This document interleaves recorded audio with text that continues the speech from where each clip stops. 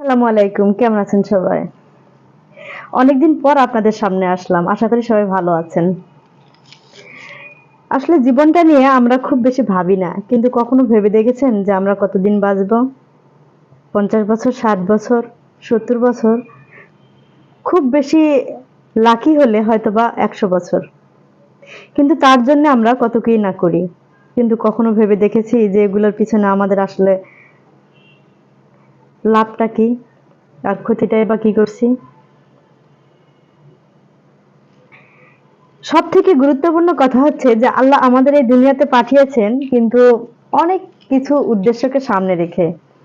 তার ভিতরে সব থেকে বড় বিষয় যেটা হচ্ছে সেটা হচ্ছে যে আমরা সৃষ্টিকর্তা ইবাদতের পাশাপাশি আমাদের যে জিনিসটা করা উচিত সেটা হচ্ছে যে নিজেকে সময় দেওয়া, নিজেকে খুব ভালোভাবে পর্যবেক্ষণ করা এবং নিজের জন্য বাঁচা। আমরা কি আসলে